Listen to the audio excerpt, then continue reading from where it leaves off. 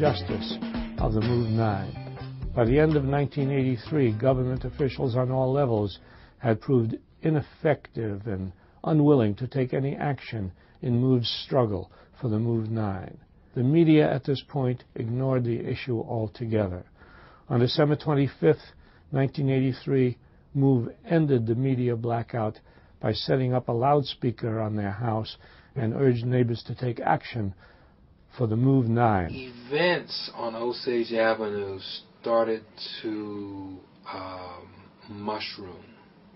Move's efforts to get their members out became more shrill. They started with verbal harangues of the neighbors, amplified harangues for the PA system that was on the roof.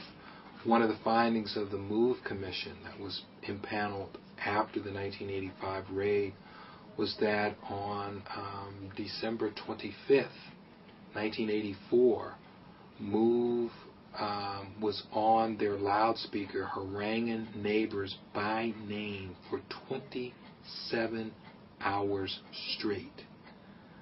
Of relevance, December 25th is Christmas. So these neighbors' Christmas was interrupted with this foolishness. The neighbors complained to city officials, they complained to the police, they complained to the FBI, they complained to the U.S. Attorney's Office. No one did anything. They subsequently complained to the governor of the state, Governor Thornburg.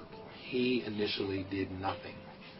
Then the neighbors said, well, look, if you won't take care of him, a couple of us are Vietnam War vets, we'll take care of this. We're not going to live in this chaos any longer. The governor, who was a Republican, said, well, I'll come in and take care of it. We can't have citizens being vigilantes. Then it became an embarrassment for the Democratic mayor of the city. So he decided that he was going to take action. This is one Wilson Goode. Neighbors of Move complained about Move talking on a loudspeaker at all hours of the day and using profanity. Some neighbors also complained of foul smells coming from Move headquarters and stray animals under the care of Move. The fact is every neighbor on the block complained about Move. Since when did this government care about black people complaining about their neighbors? Since when? When did the FBI start getting involved in neighborhood disputes?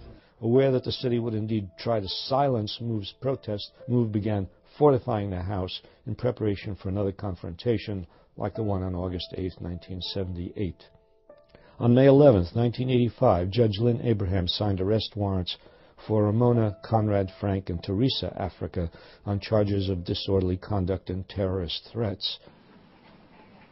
Wilson Goode said, take care of this, but there's only two things that I want done. Number one, I don't want any police officers who were involved intimately in the 1978 shootout involved in this, and I don't want any of the Move kids in the house. I talked to, at that time now you have Mayor Goode.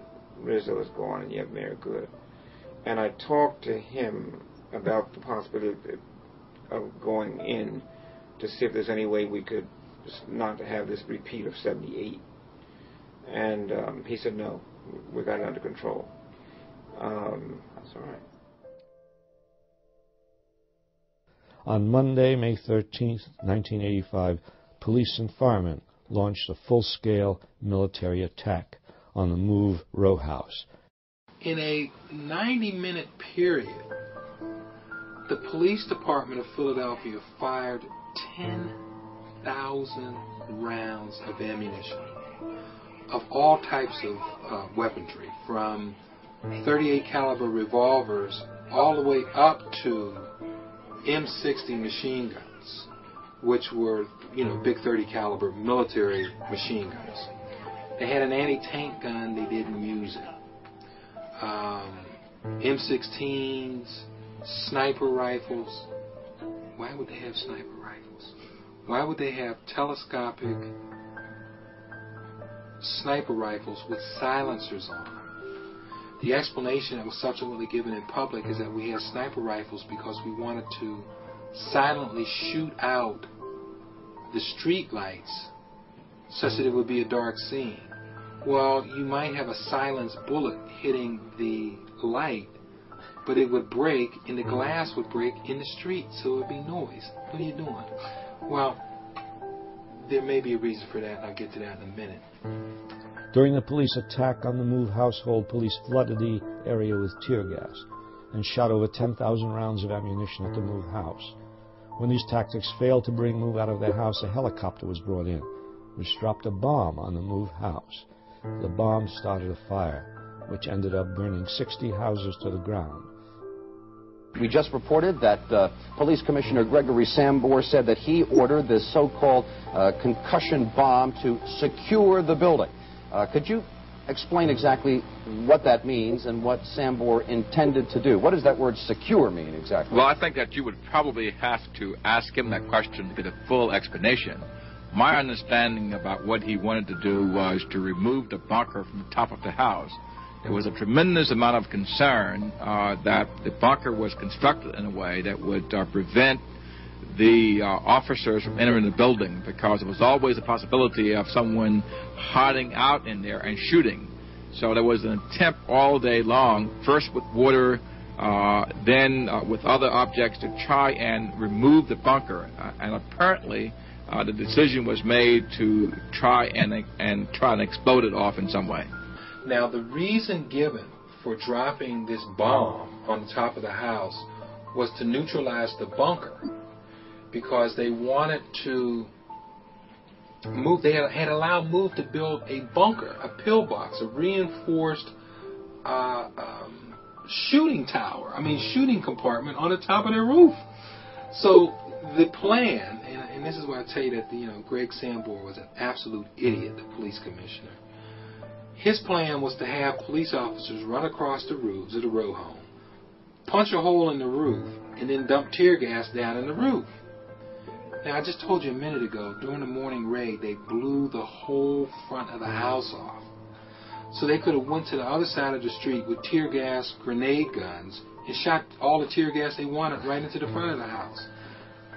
See, so the explanations and the common sense conclusion makes no sense. So what makes more sense is that they wanted to drop a bomb on that house and hurt those folks, including the kids in the house that they knew were in the house. But the police commissioner says, I consider them combatants and not hostages of their parents. Once again, would a white police commissioner have considered white children as combatants? I would argue strenuously that that would never happen. But it happened here because they were black kids. So they dropped a bomb.